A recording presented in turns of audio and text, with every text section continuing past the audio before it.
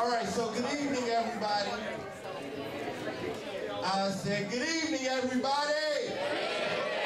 Alright, so this is actually a celebration. This is going to be a fun-filled night of poetry and music. For those of you who may not know me, my name is Glenn North, and I served as the poetry instructor this summer for all of the wonderful students that you loan to us. I do this kind of work now all over the country. I've been doing it for the past 17 years, facilitating poetry writing and performance workshops for young people.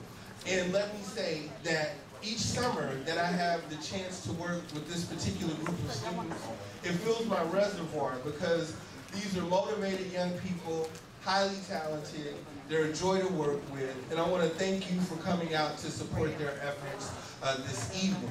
So the way things will work, since we have the support of the American Jazz Museum, the Blue Room is in fact a part of the American Jazz Museum, we always want to honor the fact that Kansas City has such a strong jazz history. So we have a group of talented young musicians who will perform a brief set of jazz music to kind of set the tone for the rest of the evening. So we got Desmond Mason on the keys.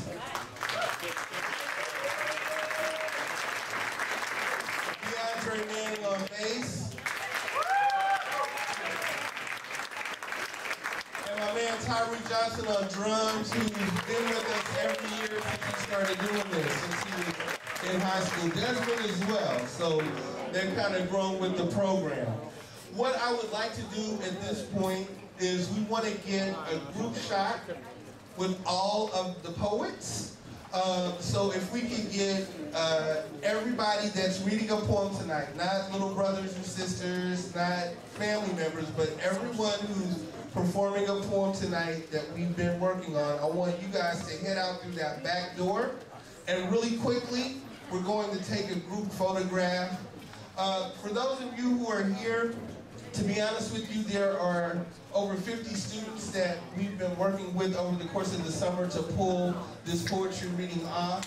So the poets are listed in alphabetical order in the program, but there will be a different order of performance, and your MCs will kind of walk you through that. Everybody who's participating is in the program in alphabetical order, but that is not the order of performance. The MCs are going to announce each poet or each group of poets as they come to the stage. So, we're going to go take a quick flick, and while we're doing that, you all enjoy this great music from these very talented musicians, and we'll be back with the rest of the show in just a bit. All right, thank you.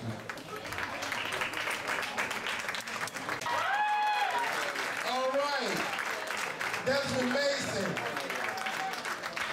DeAndre Manning, and Tyree Johnson. So you guys happy? Alright.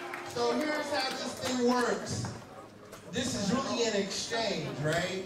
You as an audience really help to create the energy in the room, and that has an impact on how the poems are being performed. So I know that we have a lot of young people here, but to the best of our ability, especially with the little ones, if we have a poet on the stage, let's try to, focus all of our attention and energy on whoever is on the stage.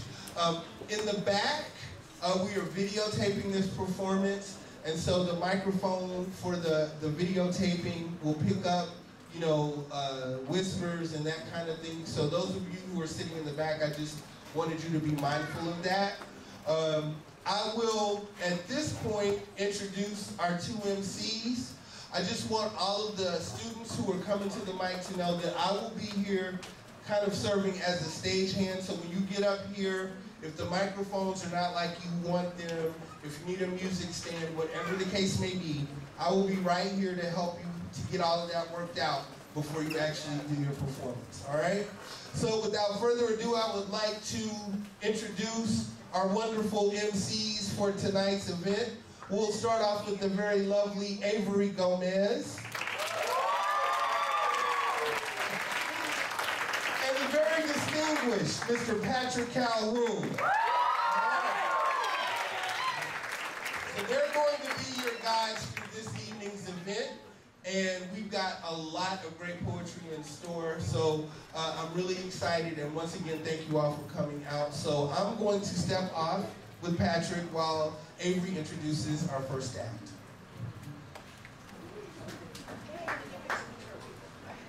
Our first performance actually will be by Jose Gutierrez.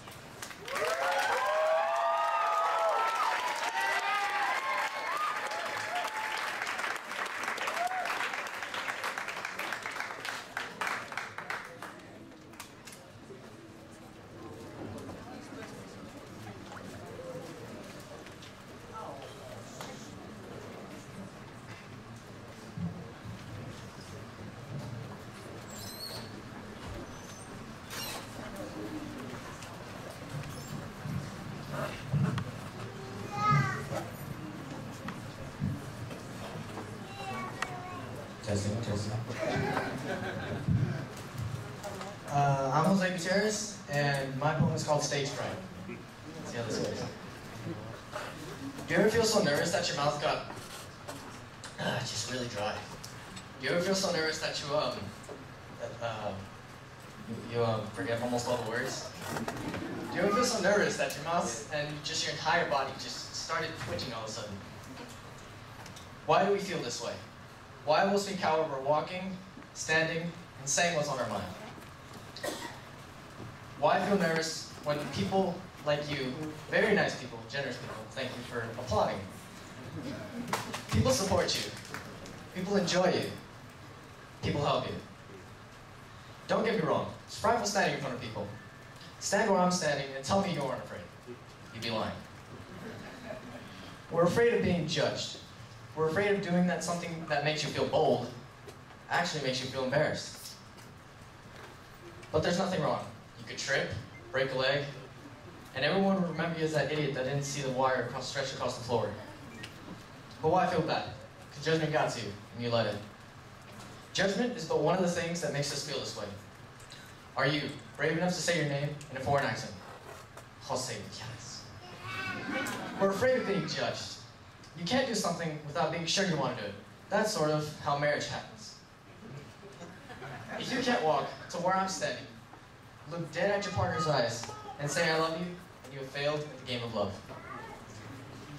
One drop of bravery can help one person with their goals, dreams, and peer pressure. But what stops us in life more than anything else? Fear. Fear is that feeling that you get when you're so cold, but you sweat like a pig. Fear is that feeling that makes us do stupid things in life.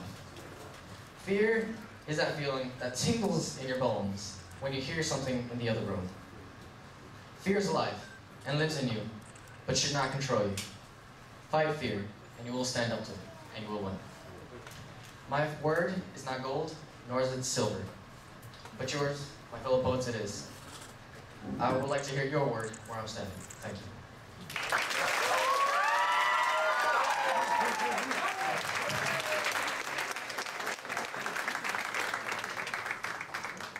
Give Jose another round of applause, please. Next, we have a team poem by Gloria Hurd, Absalom Bernal, Maisie John, Rosie John.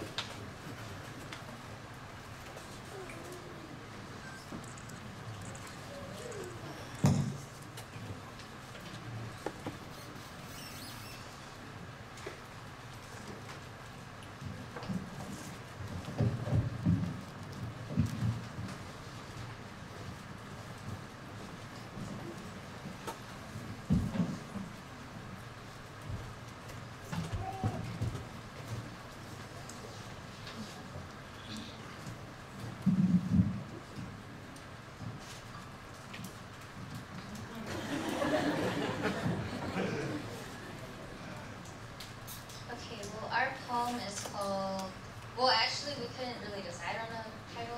And so we have like two titles for it. One is The Eyes of War, and then the other one is War in the Eyes of the People.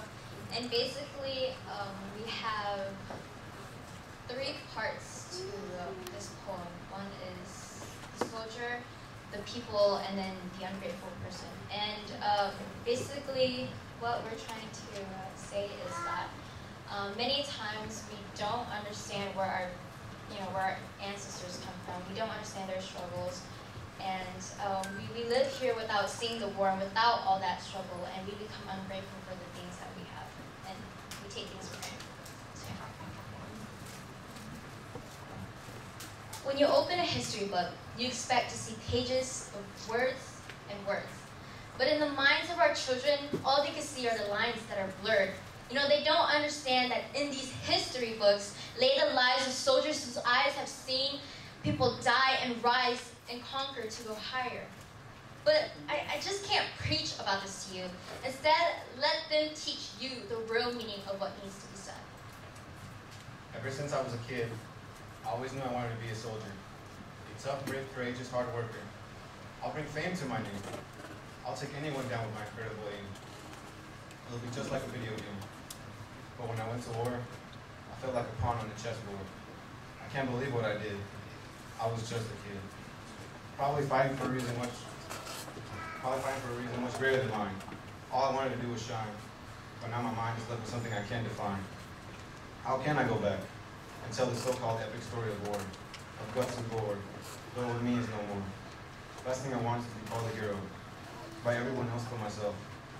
I get called a soldier if I do not turn out to be that tough, brave, courageous, hard worker. Now in the hearts of the people, their war against all threat was for their children who grew up only to forget the struggle and to forget why they came, to forget the flame that laid in their parents' fame as they fought for their freedom and rights, only so that our children's future could be so bright. My parents say to be grateful for what I have, but why bother when I have everything? I hear the hardships of the war, but why does that affect me in my life? It's not happening here, so why bother? To get what I want, all I have to do is cry and it shall be mine. No strings attached, as simple as that. And I'm tired of my parents nagging to me about their struggles and what they overcame. Like I said before, why bother to bring up the past?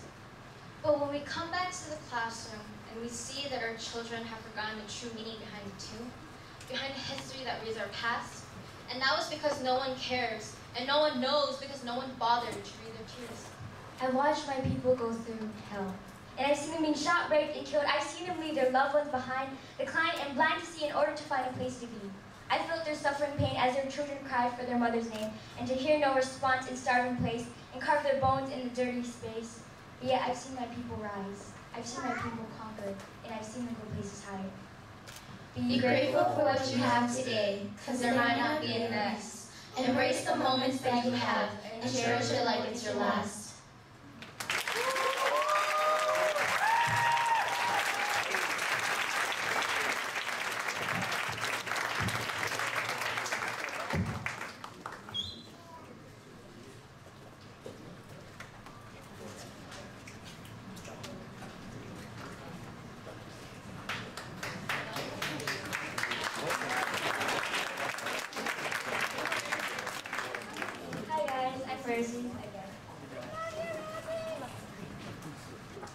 Can anybody hear her? Can anybody see what she's dealing with? Something so deep inside her soul that she keeps so secretly in the jar that nobody knows. She hides her scars so no one sees that she's insecure, she's obscure, and she just wants to be free. But yet she's a caged bird with the cage door wide open. And you think to yourself, why can't she just fly?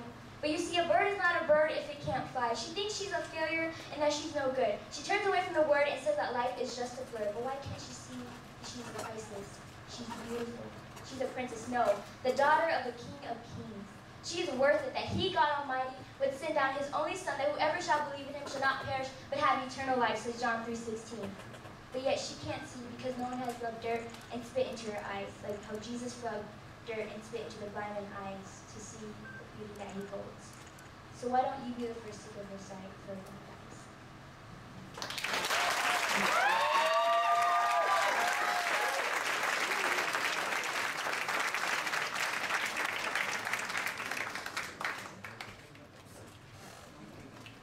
very wonderful poem, Rosa. Can we get Randall Moore to the stage, please?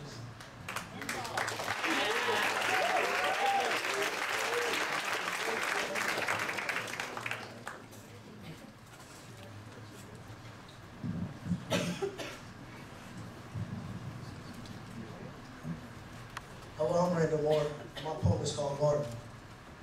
Coach, sub me in. I'm the star player. The crowd cheers as I gasp for air. 5 seconds left on the clock, they pass me the ball. 4 defenders watching me as I dribble. 3 teammates yell, pass the ball. 2 defenders charge me at one time. 1. Crossover spin move shot. Zzz. Shot goes in. Crowd roars as I stare down my opponent with some victory.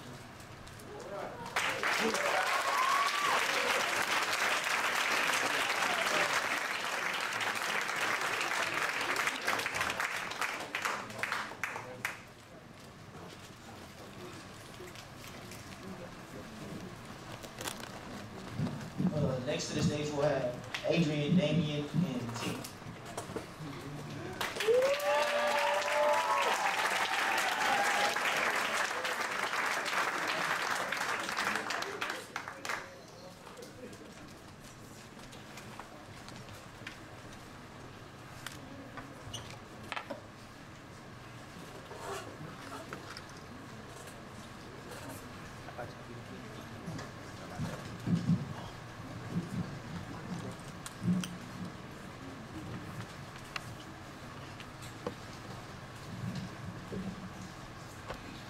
Hello everybody, my name is Adrian Damien.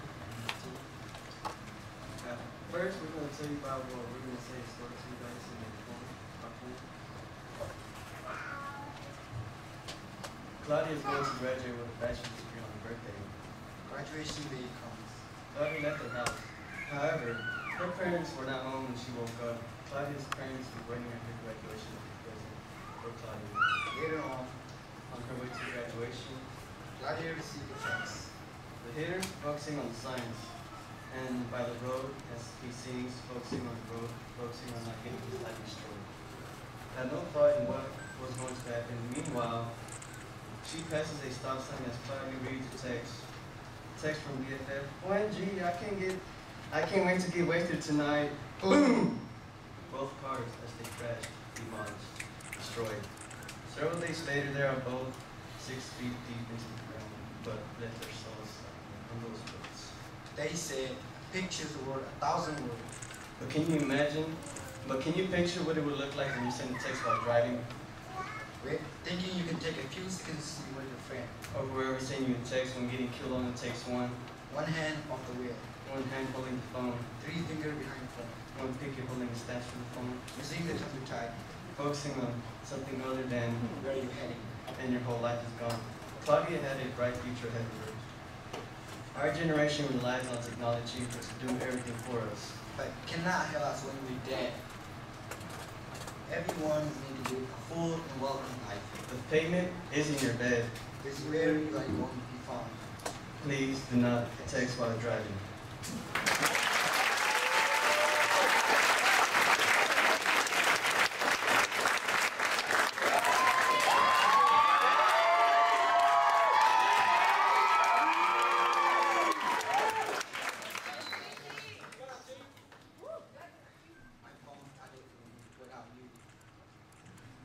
Since before faith that asked me, I was a little good mommy girl.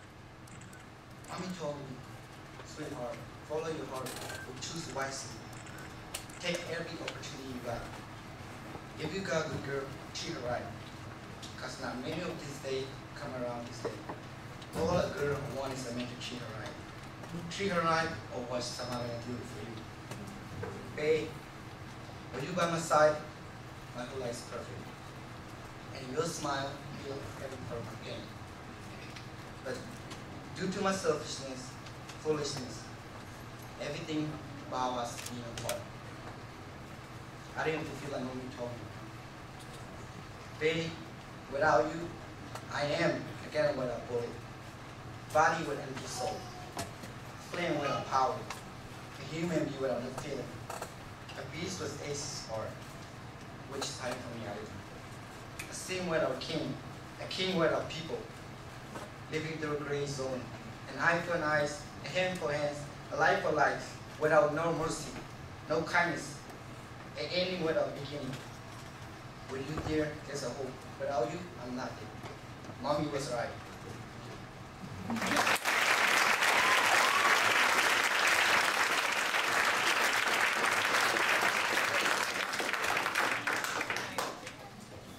It took a lot of courage for him to say that, so go ahead and have another round of applause.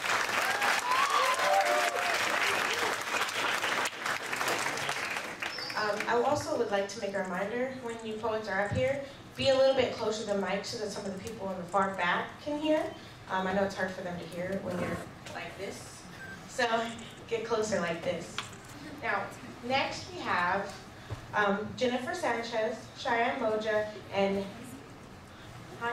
Hanya Sotelo.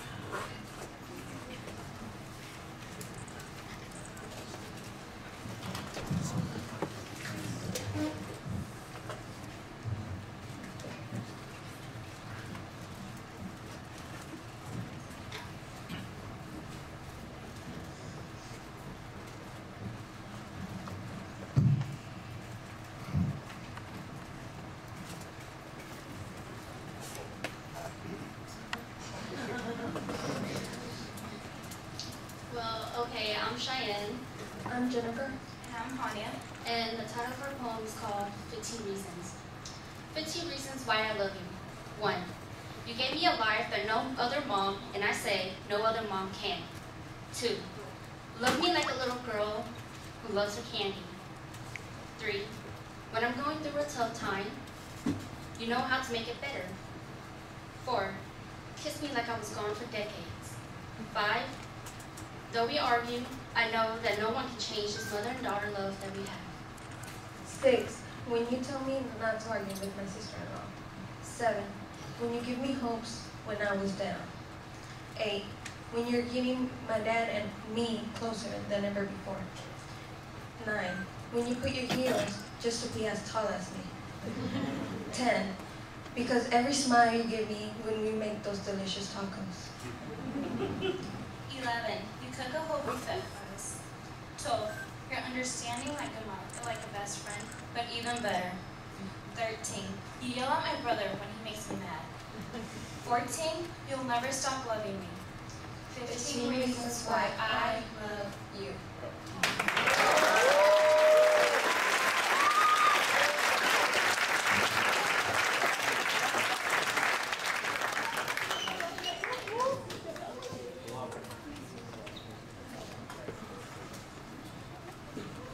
Really enjoyed that poem. Can we give him another round of applause, please? Next to the stage, we'll have Andrea Trujillo, Crystal Obiafuna, and Carolina.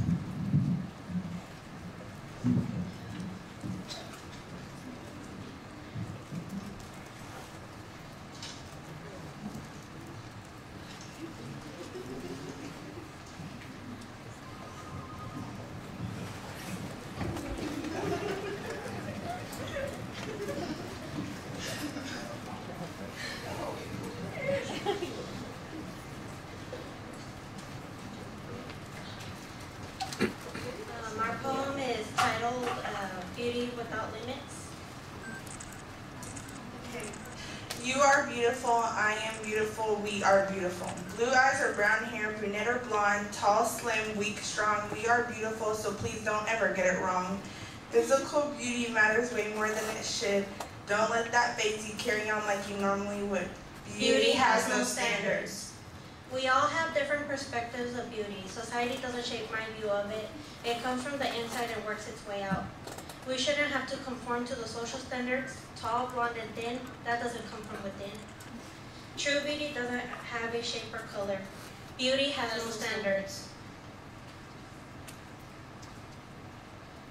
Beauty is a flight of a dove. Makeup can't cover the ugliness of a personality. Your glamour has no flaws. It can't be cruel. Her laugh, her eyes, and the way she smiles is pure.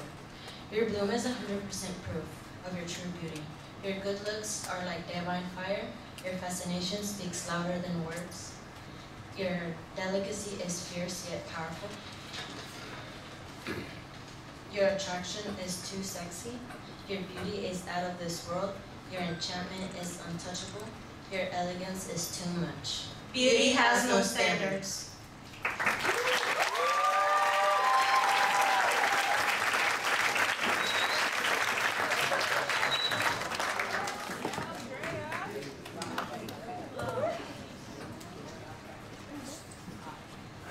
My ego is translucent. I show no fear. I am confident, beautiful, and fierce. My Mexican heritage has shaped me. Strong roots, you can't ever shake me. The flow of my sweet voice makes me as I feel excitement rushing through my veins. I am fierce. Life challenges don't scare me. Ha! I laugh at the thought of not being able to complete a task. You can't ever break me. I will shine through the dark. You can't ever face me. I will shine.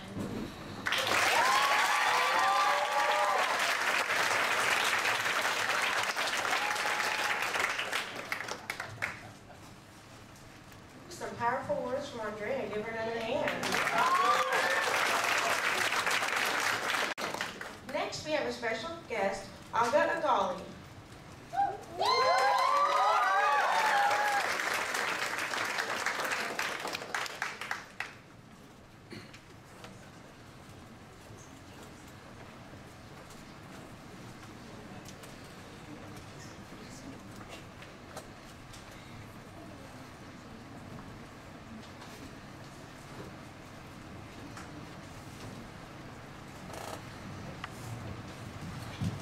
Okay, I'm Aga Agali and my poem is called Bubbles. Women fighting in the Iraqi army. Japan has remilitarized. Lebanon is now a refugee country. Modern colonization.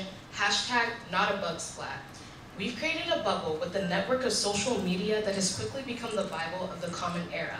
We can connect to China in a minute, fly to Brazil in less than a day, buy from Ghana a hand-woven blanket, and learn about Qatar like it's passé. Yet this holds nothing, because we share pictures of food during Ramadan like Facebook pages to end hunger in the country of Africa. So please explain why half of Americans can't locate Iraq on a map, why we think Africa is still handicapped, why every Gutierrez, Garcia, and Juarez is automatically Mexican, as if every other Spanish-speaking nation is anonymous. We live in a bubble made of the breath of the people we refuse to acknowledge, the ones that we've taken advantage of while denying them the right of humanity. We hide behind the tree, rooted in the fact that democracy and capitalism will never fail us, and that despite the stupid palm trees in the Middle East, we will prevail. Plus, the fact that you didn't know that Niger and Nigeria are different places and might have laughed when someone accidentally called one of them nigger area makes you feel a little like a dough face.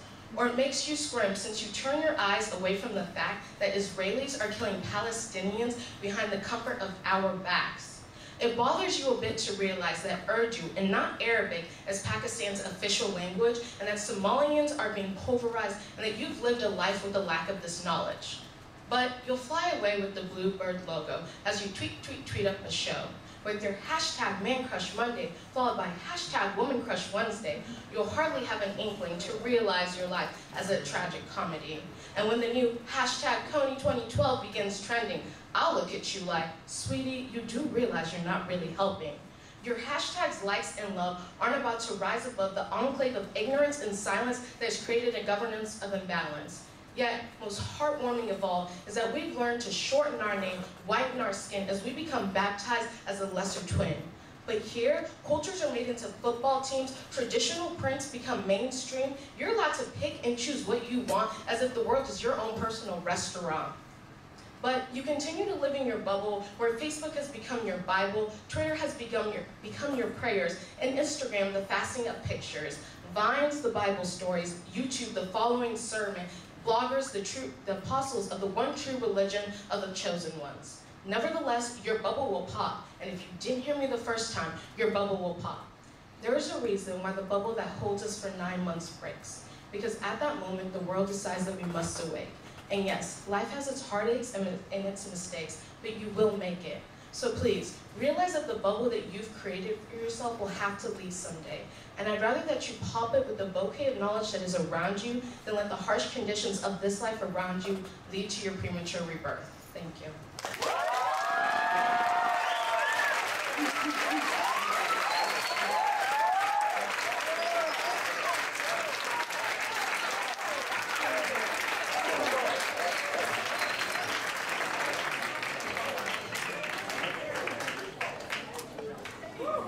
Next to the stage, we have Ify Garley. The poet you just heard was her older sister.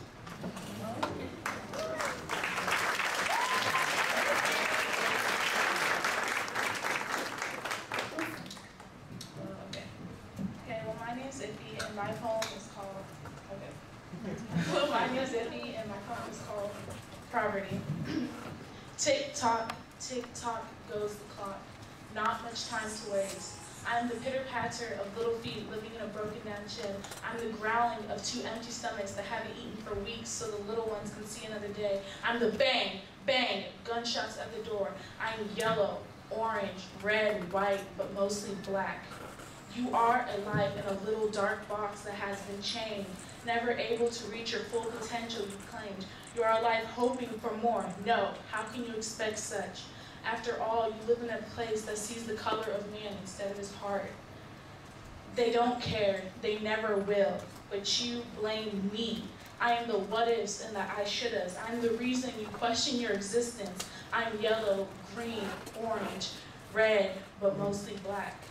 You go on blaming me, but it's really them. I'm the leaf and they are the seed of hate. But wait, you realize when it's too late. Tick-tock, tick-tock goes the clock. Time's up, time's up. What a waste.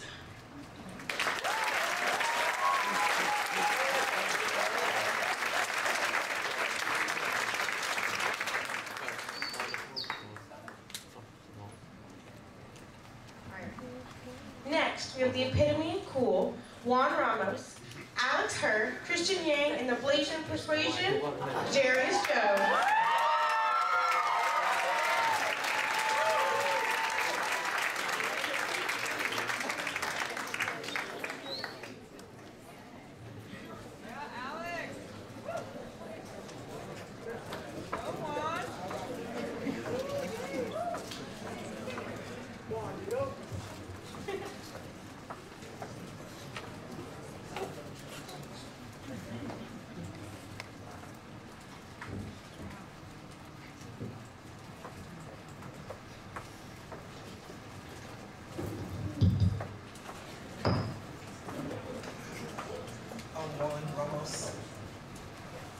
Christian Yang.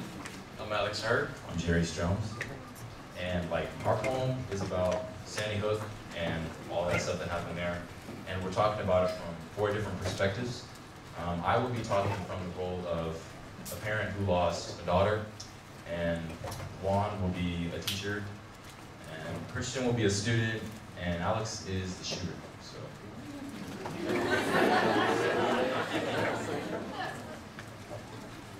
Mom and Dad always said I was a sweetheart and couldn't do no harm. They were dead. Back then with my friend, we wrote stories about killing.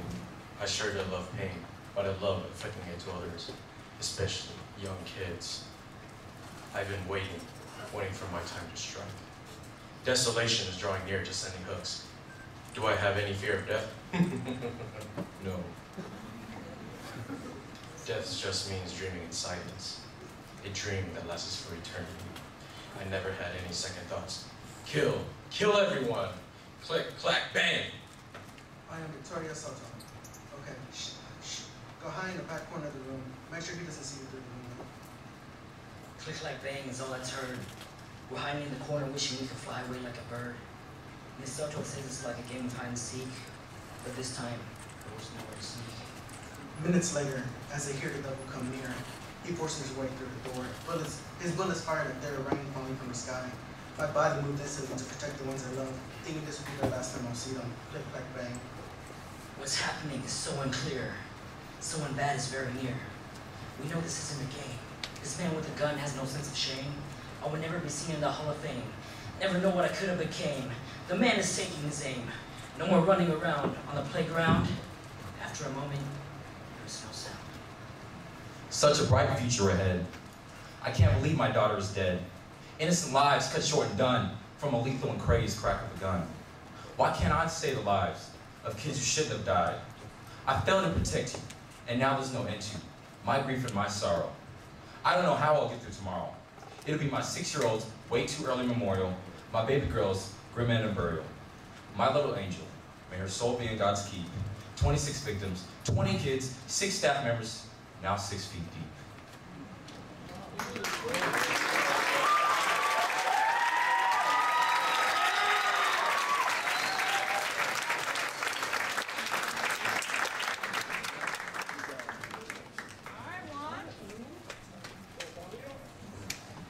My name is Juan Ramos. The title of my poem is called My Life is Like an Ocean. The title of my poem is called My Life is Like an Ocean. My life is like an ocean, bright and pretty on the surface, but dark and empty on the bottom. If you can't swim in the currents, don't be surprised when you get swallowed up, torn apart, and spit back out. If you don't like me and get in my face, I'll explode at you like a puffer fish. It's true, we know more about our space than our ocean. Yeah, you must not know a lot about me then. There's no treasure on this broken, sunken ship. Watching how it affects reality, no treasure or price, no attention because no motivation. Watching all these bad traits go on and continue getting passed on, but my life is like an ocean, silent, peaceful. But don't tempt me, I'll cause another disaster, Katrina. Let's talk about reality and keep it real with me, you know. Tell me what's really happening. Are you the reason why my life goes more down than it goes up? Were you the one who sold drugs to my friend, finding out the next day why they crashed and a point straight through his chest? It's sad because I know he still fell for this world. Let me update you on out of 74 school shootings ever since Sandy Hook. It's ironic because you got money for the newest, latest J's, but you got none for the kids who are starving away. Why is racism still here? Because at the end of the day, we're all the same. But my life is like an ocean. The deeper you go, the darker it gets. But tell me, when did he bother to take the time to understand me? Tell me about a breast cancer survivor mom, always getting bullied, a father who really doesn't support me, scars on my body, having no money, owing 2 pairs to kick. I used to pray to a rosemary, but my life is like an ocean.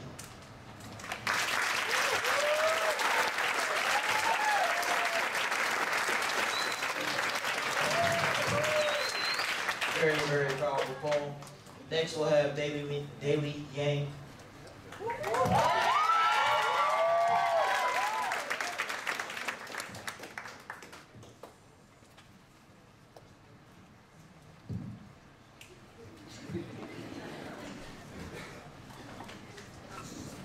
Hi, my name is Daily Yang, and the title of my poem is called Sorry. Now, when people look at me, they automatically put me in the E's category. Vietnamese, Japanese, and most definitely Chinese. You know, a lot of people ask me, oh, where are you from? And when I reply with Kansas, they have a follow-up question. No, like, where are you from? Can I not be born in America? You know, when people ask me that question, it rips out a little piece of my individuality, and I start to question my mentality. I'm sorry for not being born in China, where of course all Asians are, because being born somewhere else would just be so, so bizarre. I'm sorry for Jackie Chan and Bruce Lee not being my brothers or uncles. I'm sorry for not knowing Kung Fu, karate, or some type of martial arts. And I'm sorry for not helping you with your math homework, because of course, The formulas should already be on the tip of my tongue waiting to come out. Sorry for not having egg rolls for breakfast, lunch, and dinner. Oh wait, and don't forget the fried rice with the sweet and sour spice. But you know what? I'm sorry for not letting those things affect me. You see, I am an Asian American girl whose dreams are big. I control my own world and I stay true to myself. So sorry for being someone who people don't tend to see or think I shouldn't be. I am not a doctor, not a nerd, and definitely not a stereotype that you've heard. Thank you.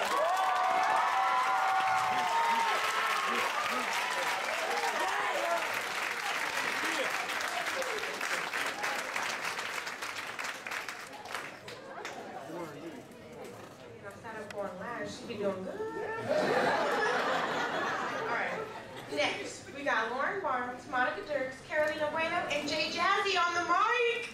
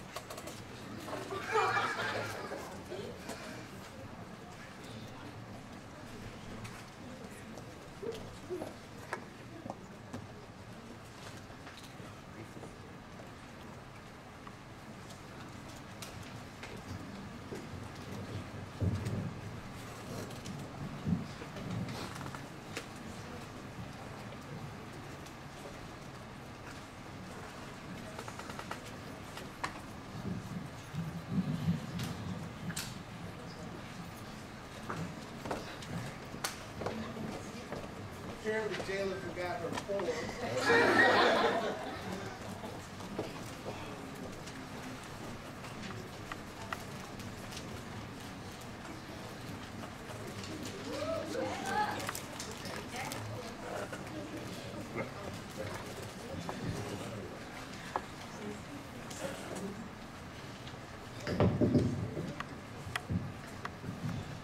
Hello everyone, I'm Jayla Clark. I'm Monica. I'm Lauren. And I'm Carolina. And my poem is entitled Justice Society. Today's society is so crazy. Hispanic girls trying to fit in. Oh, black girl trying to be the superior kid. White girls thinking they got the hood within. Black girls thinking they're just another dead end. We work out in the hot sun to earn our daily bread, but that's alright. We're known for our tortillas, our beans, and our rice. If you jalapenos, and for a touch of spice. Sometimes we're bad and sent to the jail. It's also bad when we cannot make bill. Being an immigrant and taking America's job is what many people say about us. Everyone thinks that we have as many children as there are in kindergarten. And they say, do they not have a TV? Or do they doesn't know about protection? They speak funny. You make fun of my accent because it doesn't sound the same as yours? Dinner or wetback are words I hear at work. Yes, we're the ones who work during holidays and weekends to earn a little more money. But you look at me, you look at us, and you say we're taking your jobs. Yes, I'm one of those who drive 3 cow cars because we don't have enough to buy a new one. People look at us as the low class and gangsters at school. But we're not the same. Hispanics also have dreams and we're fighting for them. Please do not get confused because my stereotype. I'm different and you're different. Today, society is so crazy.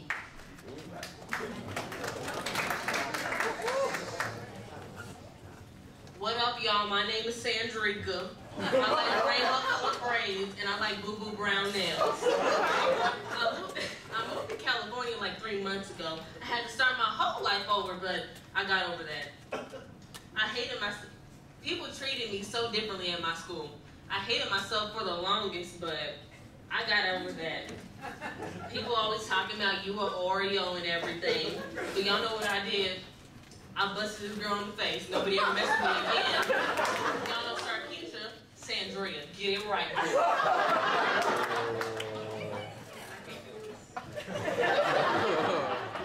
Look, y'all, this ain't me.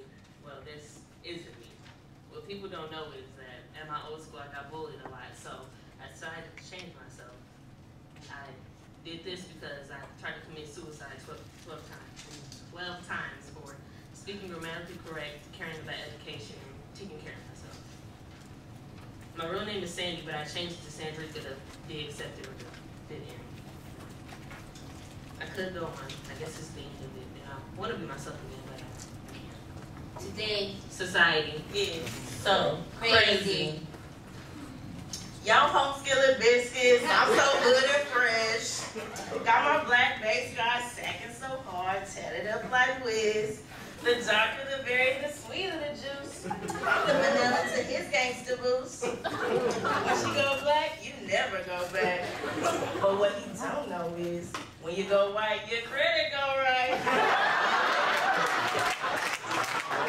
All the girls back in the suburbs wish they had a life like mine. But what they really don't know is, I didn't choose this. Thought me and my dark berry would be together in unity. That changed when he raped me of my virginity. After he was done, I was so quiet and lost. I never knew what this lifestyle would cost. Now I'm pregnant with a swirled Virgo. I have changed so much and lost my inner glow. My life is filled with so much hate and dishonesty. today, Society is so crazy. Sagging jeans, CBC, and the newest J's, that's just what I like. If you ain't rocking, I ain't stopping. But no need for that, because baby, believe he's straight. Jeans sagging just like I like. Shoe Game Fresh and CBC, he rocks it. Yeah, he might have a baby mama or two, but that's okay, because he taking care of little Keisha, Nisha, and of course, you know, he didn't forget about me. I'm his main priority. He got Misha name tatted on his neck, but that's okay, because I'm next. Funny how females think they forevers, but you just a stop and go. He just stayed a while for an extra show. But that's babe, and he's straight. today, Society is so crazy. But wait, does it really have to be this way? I see girls losing themselves every day. over a dude and conform themselves to society. That will only get them caught up one day on a path they will regret till Judgment Day.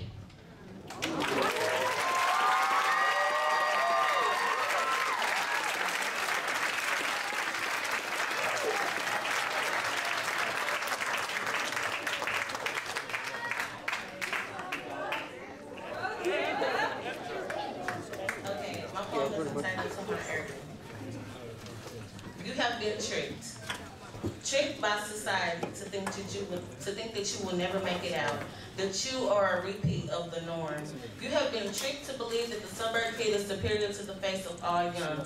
You are frowned upon to feel like dirt, the dirt that people walk along. You have been taught to believe that you were born never to make it out, never to make it past the welfare line. Young Urban, it was never where you were from. It was the strive to where you plan to get. What is your focus? I'm not talking the next Lil Wayne, Beyonce, Kevin Durant, Derrick Rose, but Young Urban showed that success has no face, but it is all about the success and hard work.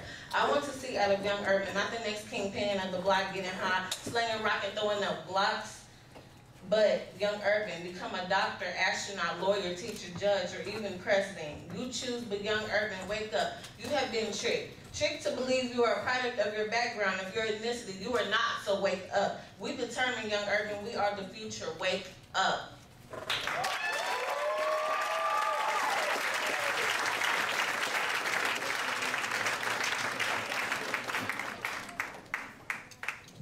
Can we give her another round of applause? Next on the stage we'll have Michelle Boyd. Yeah!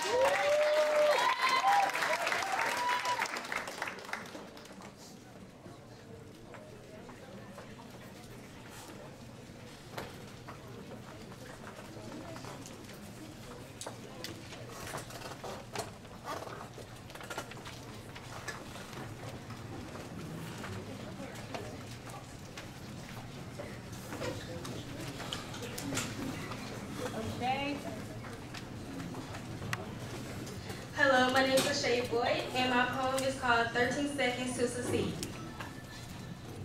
11, keep your form. 12, 13, lean.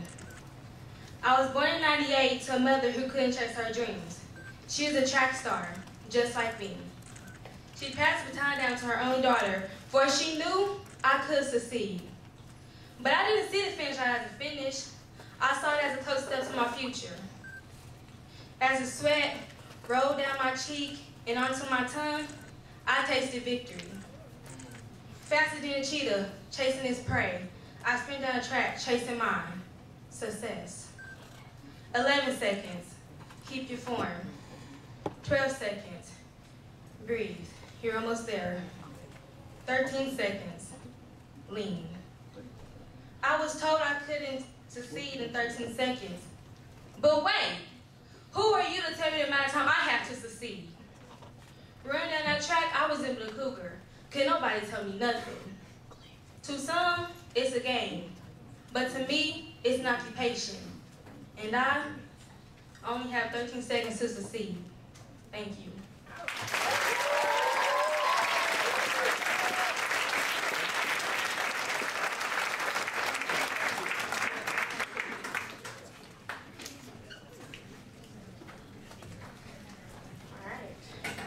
Give her another round of applause. That was awesome. Next we have Mariana Picasso Hobbs.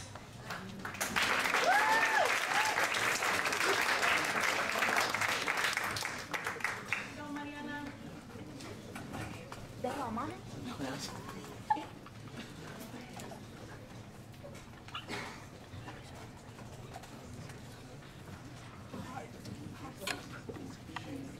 My poem is not so free. Freedom is what we're supposed to have, the option of speech and eating, to make our choices on how we live. Freedom is not an absolute option. Our play is becoming directed more and more. Shakespeare would give a cold eye on the plot that was chosen. Our country is becoming the opposite of what it was supposed to be. Not like other countries, we do have a better system, but we need more freedom than what we have. Religion is a factor of some. Tradition is the same in the 21st century as it was in the 19th. Time has changed, so why? Why can't we live better and freer than the ancestors who have brought us here?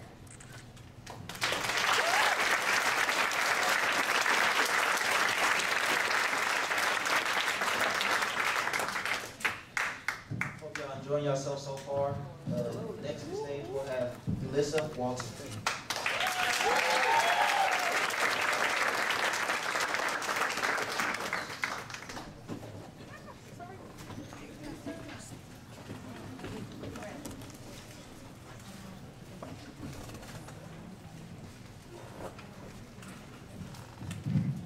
Hello, everyone. My name is Ulisa Walton, and my poem is called Pansy. I am a pansy, a small, delicate, magnificent flower whose roots have found their way deep into your mind so that you could never forget me. I am a pansy that requires nothing more than water, sunshine, and a little care to grow strong and gracefully. A pansy that is constantly looked past in the rush to smell the roses, but is always there when your precious roses have frozen in the cold winter. You see, my name isn't an insult, but a misunderstanding as to what being weak is. Because I'm not a cheap daisy, nor a forget-me-not. Though I know you could never forget me. I am strong, beautiful, and intelligent. I'm a pansy.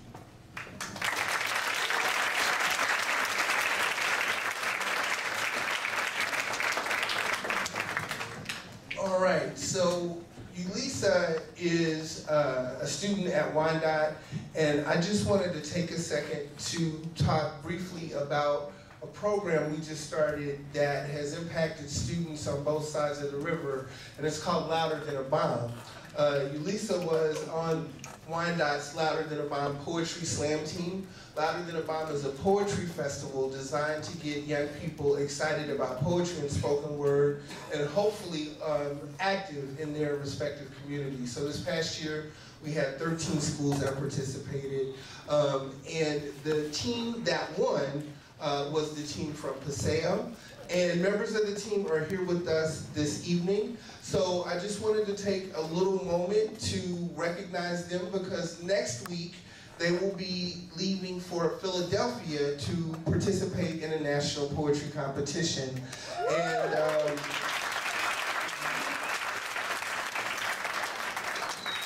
all summer we've been talking about this Youth Poetry Festival because I'm hoping that some of the students who had an opportunity to be involved with the workshops this summer will participate at their respective schools. So I'm just going to take over for a brief moment here and introduce members of the team. We have 4 of them here, and we'll start off with a performance from Miss Phoebe McCarty.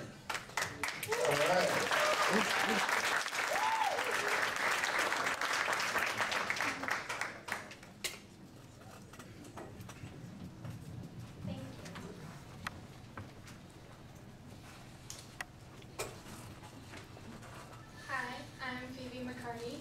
And this is pills.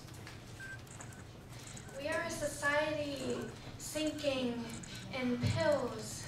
Pills, pills. We are a society drunk on the idea that we can only survive with chemicals and lies packed into a capsule where we rely on these daily fibs.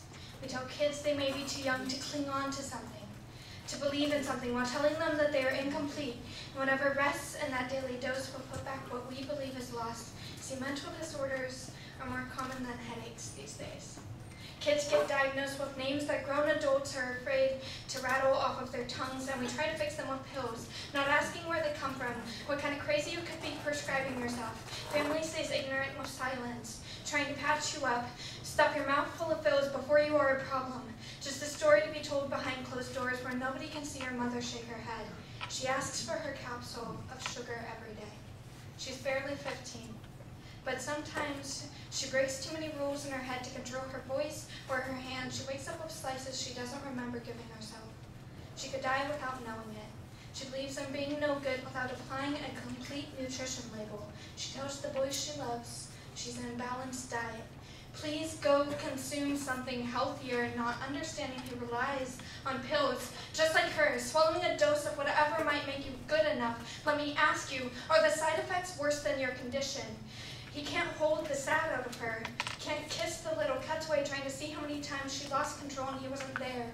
What are the pills doing for her now? And in public schools, they advertise medications you give yourself. Fight depression with addiction. Why are you staying down when you can get high, man? Kids that don't plan on graduating, just getting through a month, sinking into oblivion. Oblivion is ecstasy, and we stay quiet. Hushed whispers of you picking up your prescription. Can your doctor prescribe you happiness?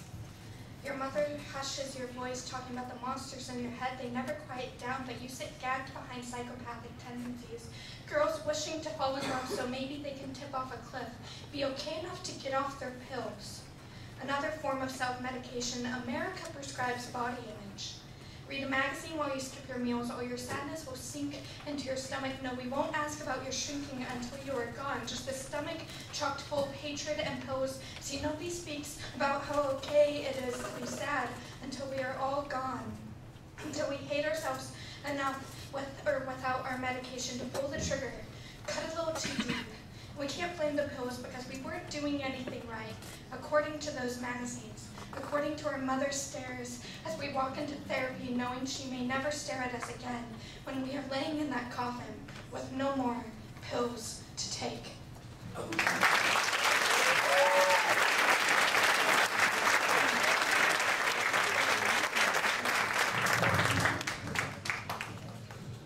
And coming up next to the stage, another member of the team, we have Ms. Tyann Holman.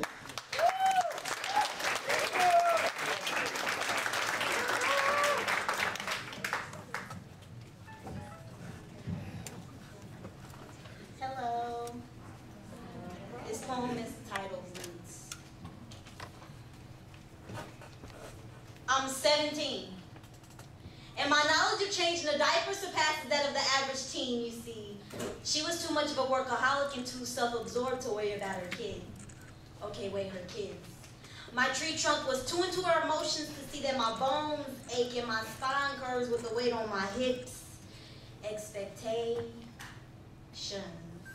My eyes have bags that carry a million stories and stored memories of my little girl, my little boy, my babies. I became a mommy at the age of too dang inexperienced.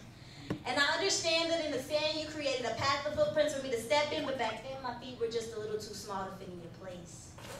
And when you went away, my little red heart, the size of my small fist, big enough to carry love for the both of us, disfigured but recognizable, I have enough heart for all of us. Except me. My strength extendable, but at the moment on the brink of impending doom, I remember when I depended on you. When I wanted to be just like you. Now you kids look up to me. To them I'm a rainbow in the sky coming out after the rain is downpoured, and whether the drops are big or small, I'm up there shining bright, wrapping them up in my warmth, in my arms. When your kids crying because the nightmares kept them up at night, I was up that night. And regardless of my colors, my mistakes, they accept me. Mommy, a 5-letter word, the meaning worth a million nothings, feelings and emotions discovered. I am Indiana Jones. My little girl looks nothing like me, but her attitude a mirror image. And my son's traits, I'll teach him how to treat women. In my family, we are all royalty, even you.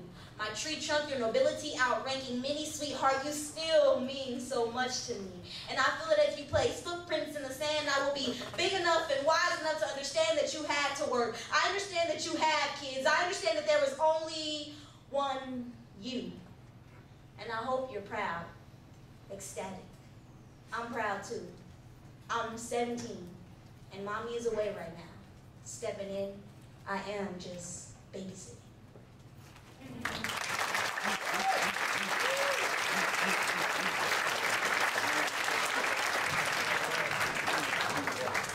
This is a great opportunity for them to share some of their work before we hit the road. So coming up next is Alton Heron. All right.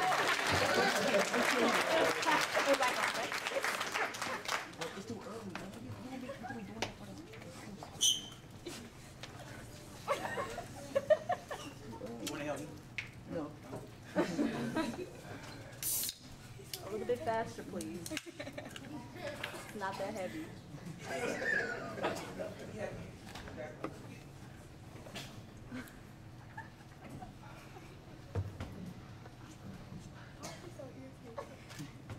Sorry. My crew didn't want to help me with that bag there.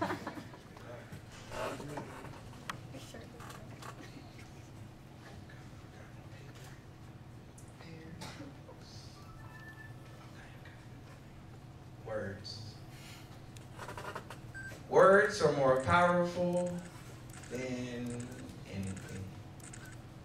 Words bring thoughts to reality. Every casualty starts with an analogy and a noun.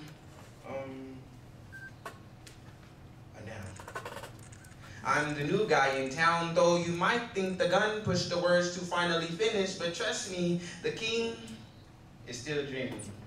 The ex of Malcolm is still fighting for freedom and justice for all people, not just the black of color. Though the different differences that destroy the deficits of the side in societies, we all speak words. Words, words, words. We all speak words. Words that kill, words that thrill, and words that stick to me like my brother's soul. In his last words, he foretold how society uses words in rap songs and to sing songs and possess our minds with blinking green things. And don't forget the GT4 Ferrari sitting in the driveway, because you know he went to drive me. Roll down the window talking about what's up, cat, because you know the slang words about rolling in the youth. Talking about, he's so dope. I want to hang with the cool kids. What's up, yo? But then I found out how words were more damaging than anything. They say sticks and stones may break your bones, but words will always hurt you. I put my hands to the sky. And know when I talk, I speak for the unspoken, speechless minds who sat in the back of the bleachers crying from the rapid, prolific tongue who spat rhythms of my anxiety. It's gonna be okay. Words are more inspiring than anything, from the I love you to the I hate you, to the words that write these poems, from the knowledge kids to become what knowledge is today, to say words like super califragilisticexpialidocious. Hey, I didn't want to do it. I didn't want to say it. I'm going to bumble up whatever. I'm going to.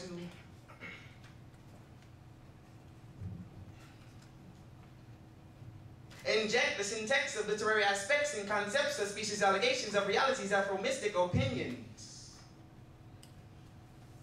But I ain't no God. I ain't no president. I ain't no principal. I'm just a young black boy from the ghetto. Hello. Where the word, Negro turned into a melody. I wrote this poem so everybody on earth could hear me say that today, without words, life would be. Thank you.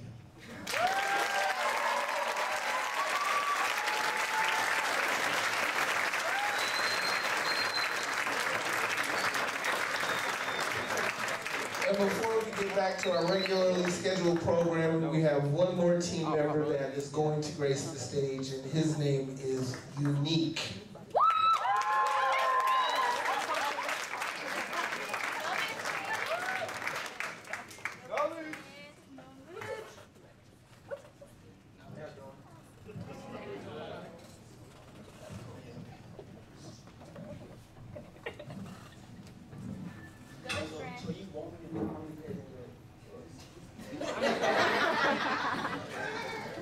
Okay, this is a poem called Omnipresent. Hello? Is this God?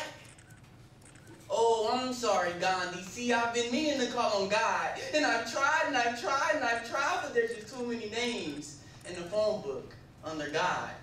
And no, there's no why, see, because I've been living a life of blasphemy, which fastens me into a universal debate where they're asking me, blasting me with questions such as, how do you know God exists? How do you know there's an almighty good and not the almighty opposite? Instead of waiting for an apocalypse, I went searching for what would soon be my greatest accomplishment. Scoured 7 continents in less than an hour to find the most dominant fortune teller to tell of the almighty power. But no, she doesn't know. She just foretold of a future of money, bribes, and Karma Sutra. But I'm not chasing money or bribes. I'm trying to find gods that carry rods that part 7 seas. So I swim 7 seas in search of a priest to tell me of the almighty position. And started studying Christians. Then my iPhone turned into a time machine that took me back to the Inquisition. That's 1492. Christians, men of God, ordered any child, man or woman to convert or die under the name of God. So I started reading the Quran, but I didn't have to go so far back in time to find this history is filled with a bunch of hate and power, where the weak scour and fall to their destruction like 2 twin towers, like 2 twin towers, like 2 twin towers. Under the name of Allah, so like Saba, I powered in my time machine and journeyed back to the beginning of time, past the good and the pyramids, which I seen them moving bricks with their minds, past the dinosaurs who said crime. Because they knew their time was up, because they actually believed the homeless dinosaur standing on the corner intoxicated with drugs. Past the past, we when the last didn't crash. My time machine exploded in one motion, and we created a poet that created this poem. See, God is a poet. Writing down conflict and resolution, past and future, and we are students. Students of a God poet that encourages us to do it. So no matter ethnicity, Christianity, or Islamic race, today we are of the same faith. Today we are a race of poets. No matter you walk on here number 1 or number 4, I want to know that you know. I want to know that you know. Ring, ring. I want to know that you know. I want to know. Ring, ring. Hello? Oh, it's God. I've been calling on you. I've been searching for you. Is it really you? Thank you.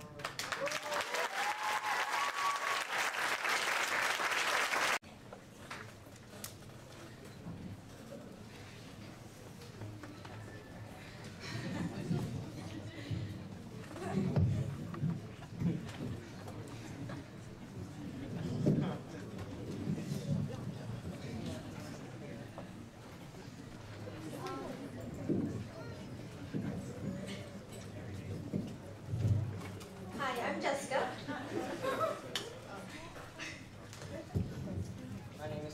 My name is Alejandro. My name is Doris. My name is Jamie.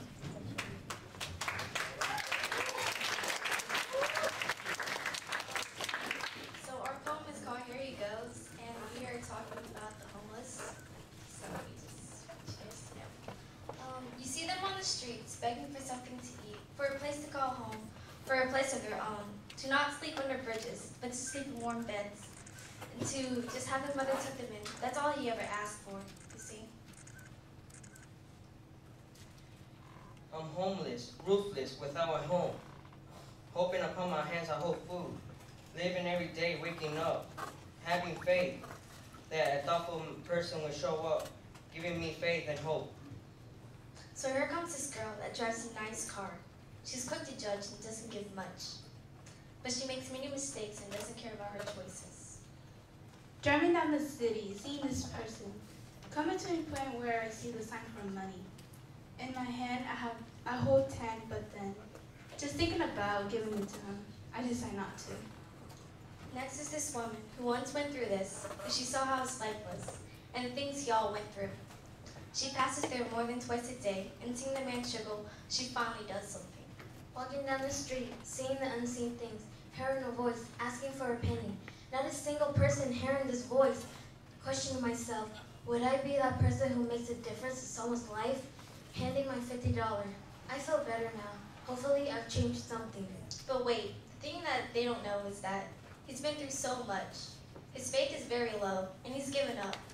He's lonely, tired, and does the same thing every day. Begging and asking for money, but it doesn't change. Wait. He was only 43. He lost everything.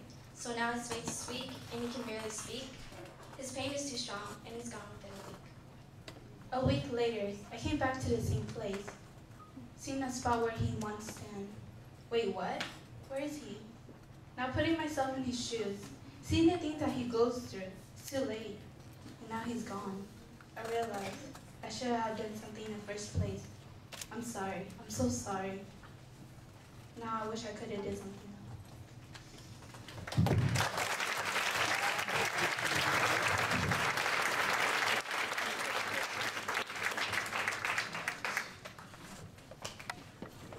My name is Alejandro. My poem is called Ambition. I am a quiet and calm poet, but when it comes to lifting weights, I am an unstoppable machine. I am an unstoppable machine. When it comes to pushing it to the limit, I won't stop. I'm gonna break the rank. I am tough that I can bench press an elephant. Man, I don't think you even know the definition of breakfast. It's hard shaking the feeling that you get after you have done something you never thought you could do. I always feel eager, never back down. I live to do it, we pursue it. You can't handle the pain. The burning of your muscles, man, all you do is struggle. My rhymes are so tough they are made of brass, but hold up, I don't want to do no name calling. So I will leave you with a premonition. I thought you will understand, because it requires condition.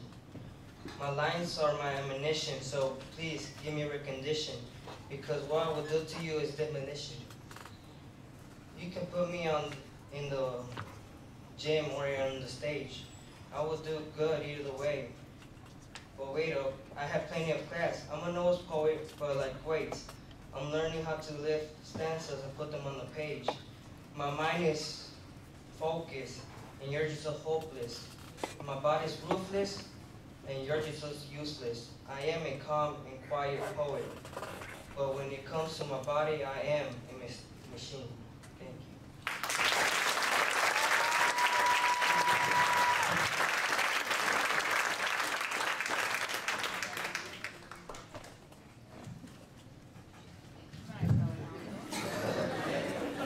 Next we'll have Kyle come to the stage. Read his poem.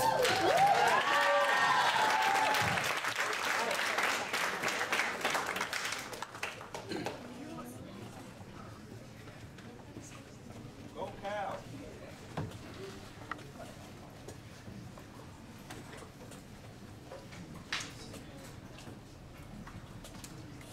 Hi, I'm Kyle. My poem is called Imagination. I have a light in the sphere from which I hold dear. The light cannot escape unless I create a world that I appreciate. Birds singing in the spring, and I will be king. This world I have created has been appreciated. The light has grown faded, but not so strong. What I think about where I have gone. Thank you.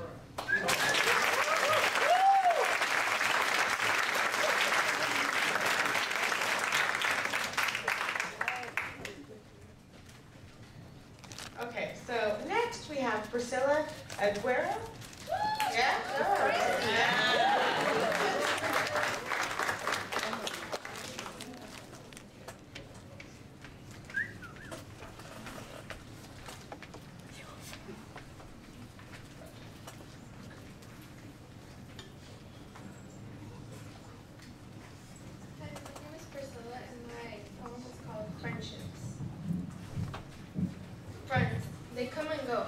not McDonald's. Some are two-faced, like sausage McGriddles, but most are fake, just like chicken nuggets. There are some full of bad things, like apple pie. Why can't all friends be like home-cooked meals, the kind we eat with our families and love?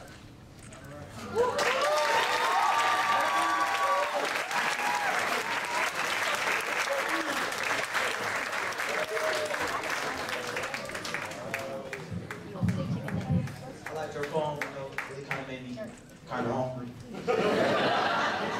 Next, we're gonna have Tasha Jackson.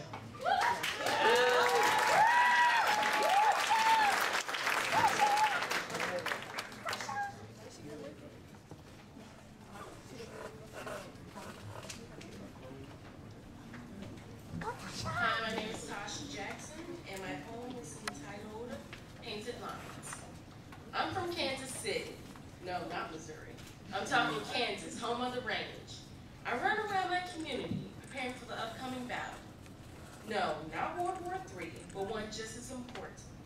One where your strength and speed is tested and your endurance is key. We meet on a battlefield, but we are not facing each other. We are in a line, waiting for the signal. I glance to my right, then left, to make sure my enemy is still there. Then it sounds. Most people run away from it, but I run to it, and I just keep turning left. Thank you.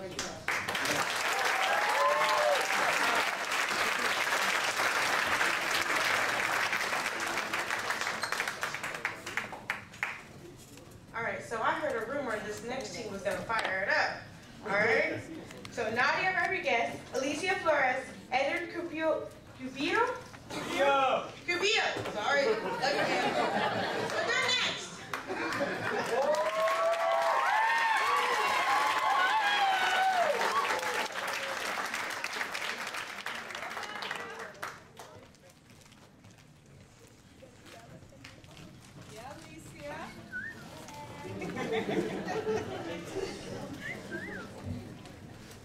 Go Edgar.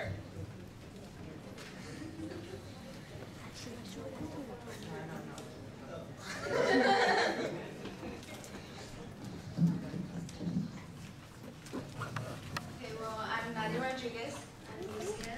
And I'm Edgar Cubillo, and well, this title, this poem. This poem doesn't have a title because I believe that what this poem speaks about is cannot be explained in just one single word that showcases an emotion. This can be explained differently by every single person because this talks about happiness, talks about regret, this talks about life. And for everyone, life is a different thing. So it's best to leave this poem untitled. I got lost on the highway of happiness, took a wrong turn on the road of regret, and found myself walking through memories I've been trying hard to forget. They grew out of cracks in the sidewalk, found their way up the breaks of the walls, with thorn grown so sharp that they promised to pierce my young heart should I fall. These memories spread endlessly outwards until they were too far away to be seen. But as I bent down to study some closer, I found something nestled between. There, tucked beneath all the brambles, were memories I long since forgotten, pieces of proof that my lifetime wasn't just made up of things that were rotten. These flowers had slowly been growing from the moment that I had been born, but they had almost lost sight of the sunlight when I only remembered my thorns. And as I stumbled back onto the highway, I knew there was much more to learn, but in a world that is fearful of failing, I was glad that I made a wrong turn. Thank you.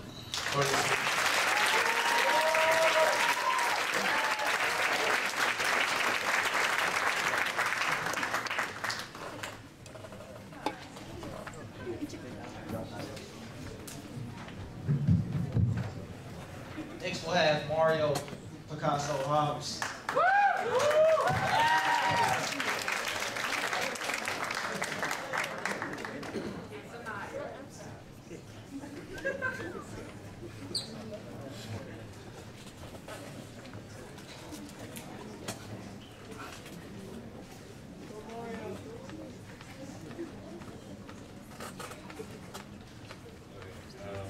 My name is Mario Picasso, and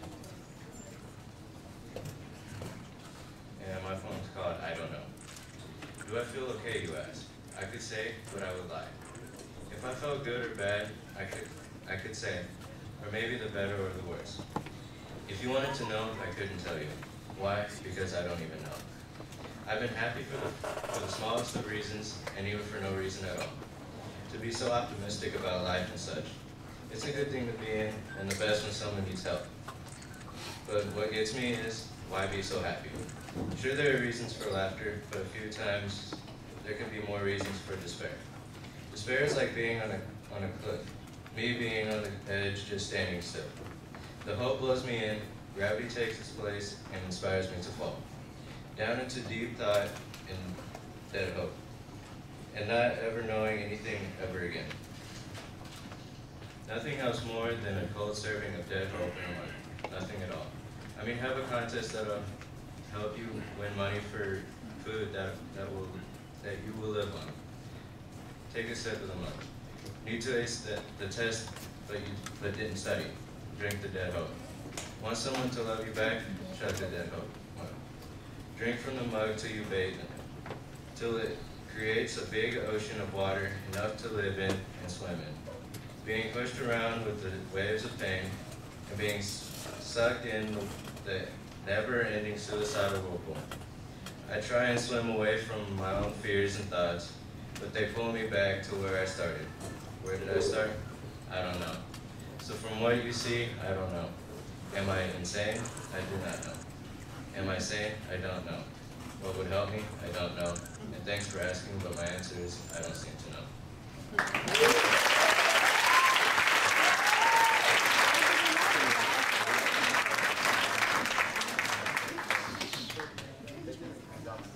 Everybody's poems have been so awesome, so I'm going to try not to mess up any more names from now on, okay? I promise. Next, we have Zachary Kong.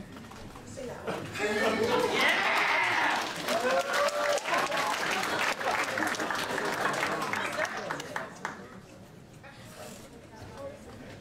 You guys match my notebook?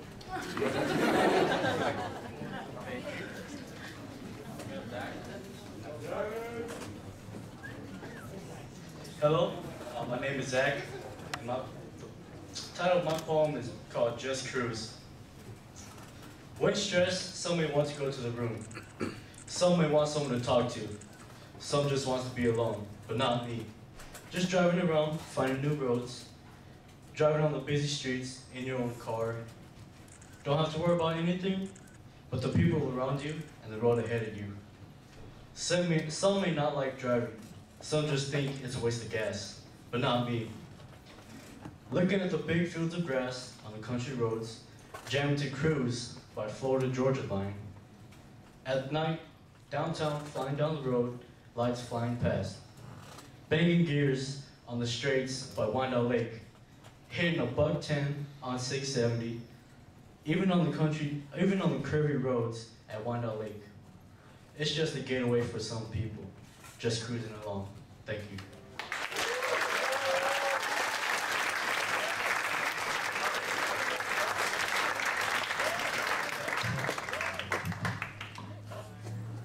Next we'll have Jessica Diaz.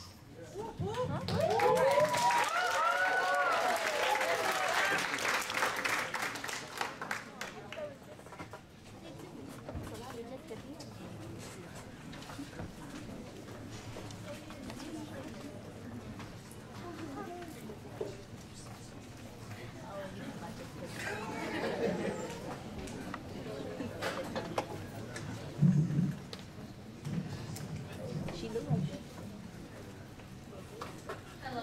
Okay. My name's Jessica, and my poem is entitled If Only. If only I can express myself without hurting myself. Hating the way people treat me. How the people I consider my friends treat me like any other person. Being persuaded and manipulated. They expect me to comprehend their situation when I have my very own situations to comprehend. No matter what I do, I always end up back to the drawing board. Easily persuaded and manipulated. If I could express what I'm feeling inside, I would. But instead, it's being locked up somewhere and it's leaving me speechless. If only I can accept the fact that not everybody's my friend. Just because they hang around me and laugh with me does not mean they're here for me. Just because they say they got my back doesn't mean they won't stab me. Just because they text me once in a while does not mean we're actually friends. People pretend very well, you know, but jealousy doesn't stay that far behind. If only I can stop torturing myself and realize that not everybody's going to have a friend by their side to come. My life would be a lot easier. Thank you.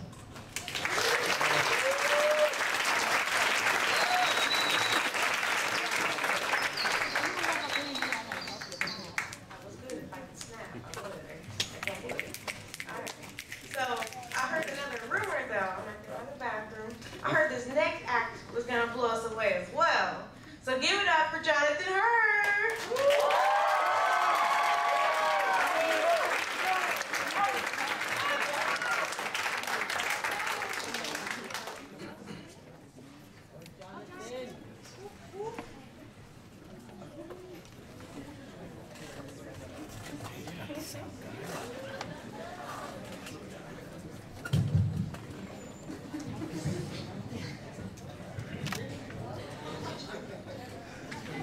My name is Jonathan Hurd, and this poem is called How I Feel.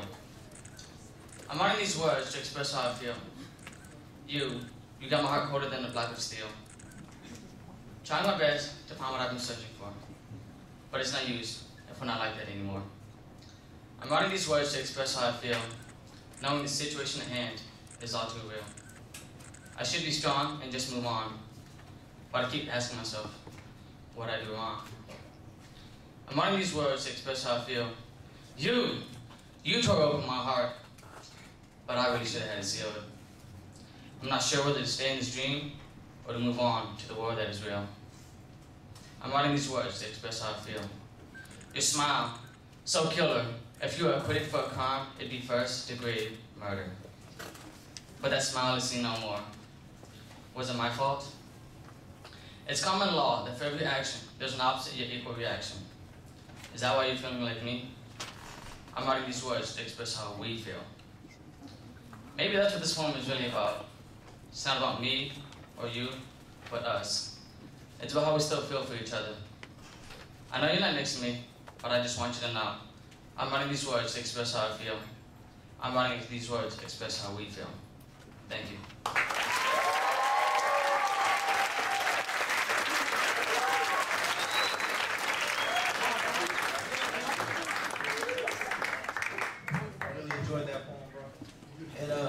Next we'll have one of the smallest people, one of the biggest voices, Deshaun Overton.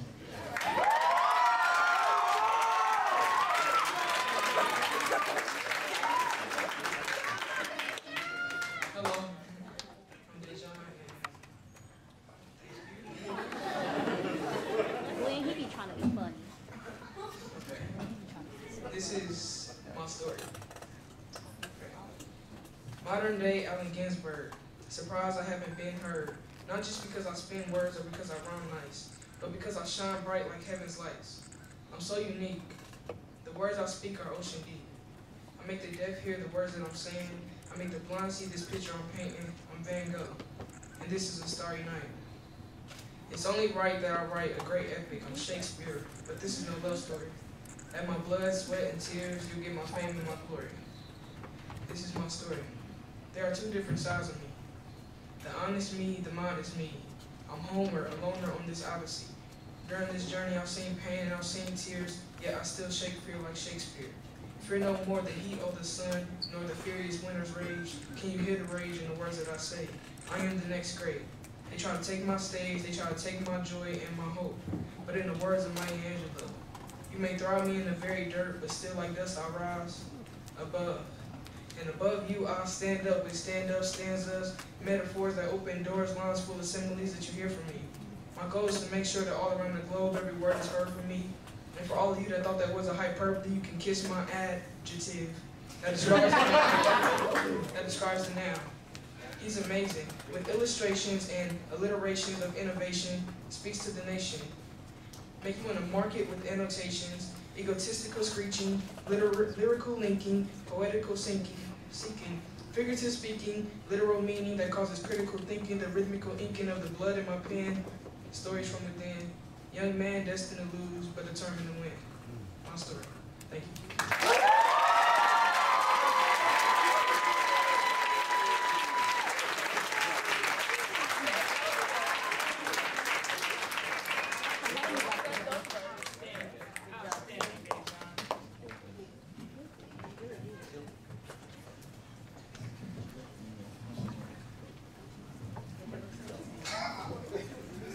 Give her another round of applause. That was awesome.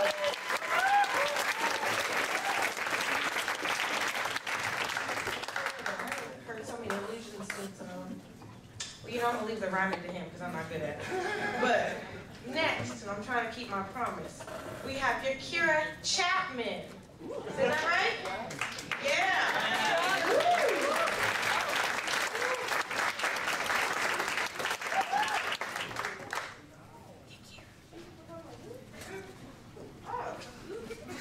Wait a minute. I broke my promise. Okay. What? Anani? Yeah. Oh, okay, so there's two of them. That is my bad. It's Shakira and Anani.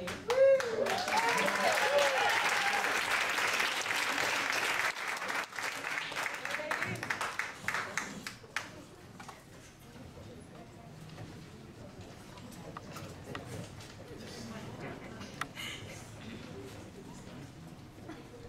Hello, my name is Anani.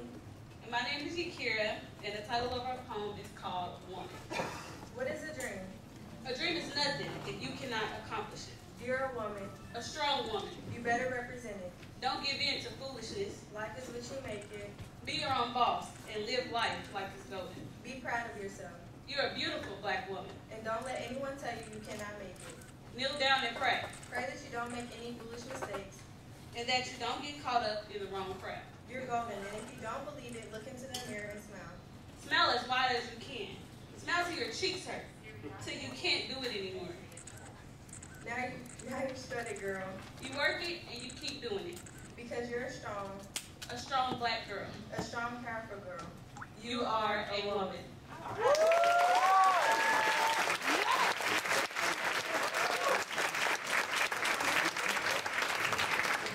Very, very good job. Next to the stage, we'll have a team poem by Avery Gomez, Linda Jones, Ulan Bang, and Jennifer Gerardo.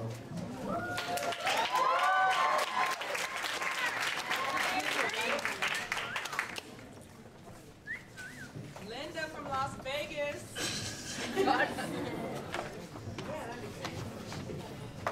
Go, Jennifer. Move on. Let's see it.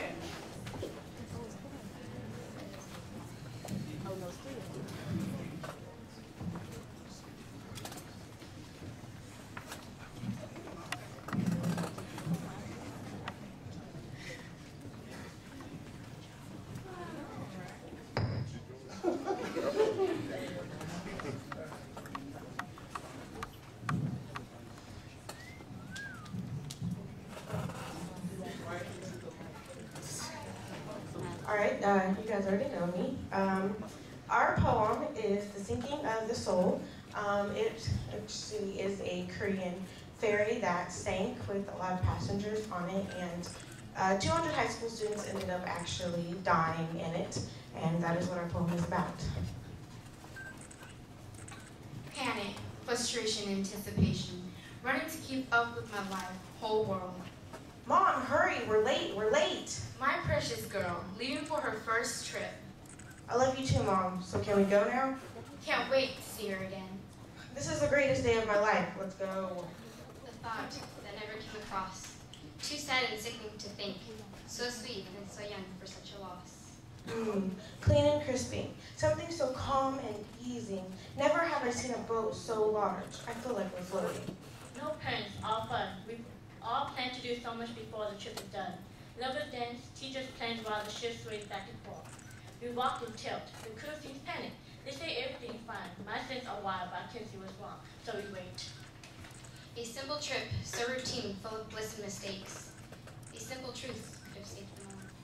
I was startled, but the reassuring coos of the crew give me peace of mind.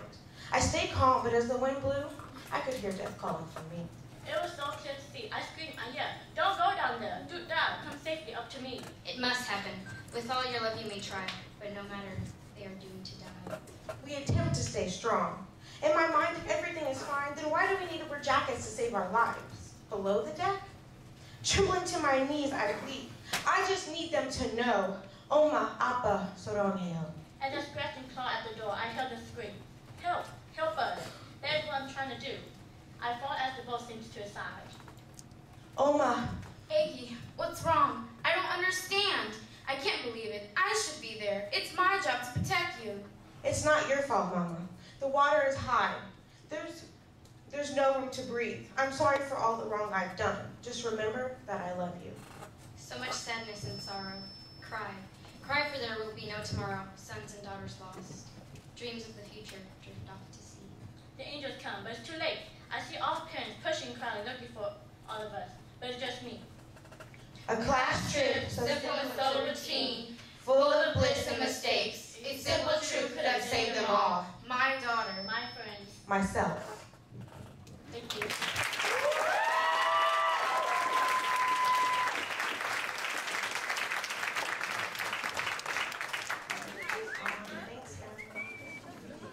Okay, so next, I get to introduce the greatest person ever and my fellow co-host here, Patrick.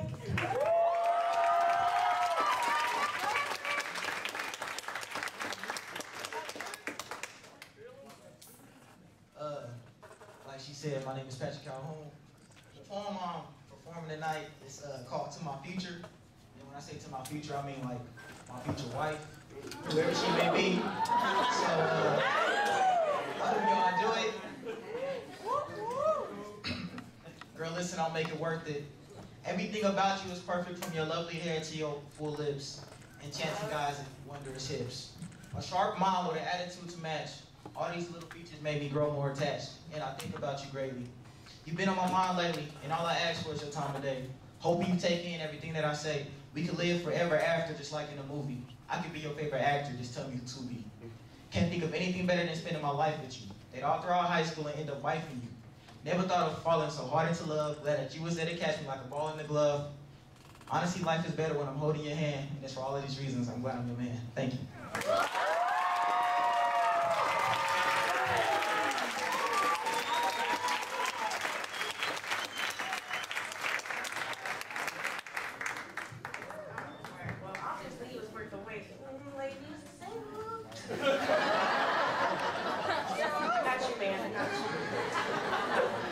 So, next we have the best actor, just like the last. Send you home with a great message. We have Stephen O. and Reese Wynn.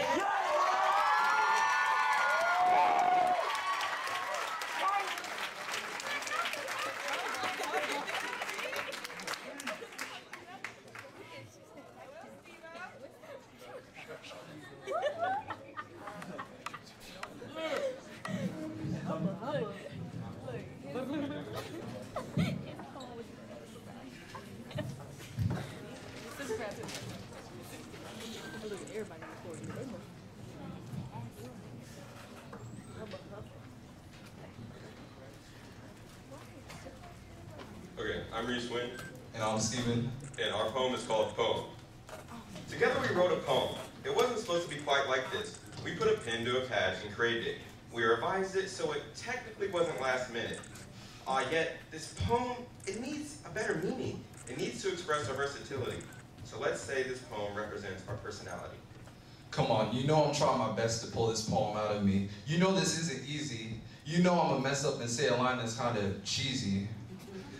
Come on, Stevie. You know the ladies love a poet. They say poets are dreamy. Now you see, you're getting better. We can stop arguing and pull this poem together. You're right, I can do a little more. This poem isn't just yours. I realize poetry with Mr. North isn't a chore, it's an opportunity. Look at you. Stepping up to the big league. Chew on these words as I feed it to you, like alphabets do. You're ready to grow, like Pokemon Mew. Come on, I had high hopes for you. You were doing so well. We were getting so close. Come on, Reese. I did well. Let's just finish it later. Hold up, like a waiter. This poem is done. Now, see, Stephen, wasn't that semi-fun? But we finished it, right? Yes, this poem is over with, but don't overlook poetry's true importance. to even get a pencil and record this. Poetry is an art form that gives voice to the voiceless. It gives a person in bad circumstances choices. Do you see why we need poetry? Yes, I finally get what you're trying to show me. A poem takes time. It comes from deep within. When you don't know where to begin, you write from your soul. And at the end of the day, the main goal is to express yourself or someone. Just double checking, Reese. Is this poem done?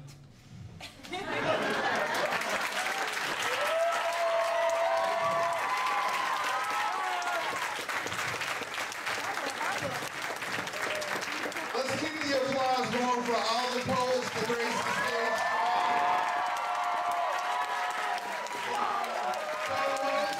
Avery Gomez and Patrick Calhoun. I want to thank everybody who was working at the various camps this summer, all of the student mentors, the counselors up in Lawrence. You all really made this so much easier by keeping everybody encouraged and on task. So I want to thank you all. And obviously we have to thank Miss Marsha Pomeroy.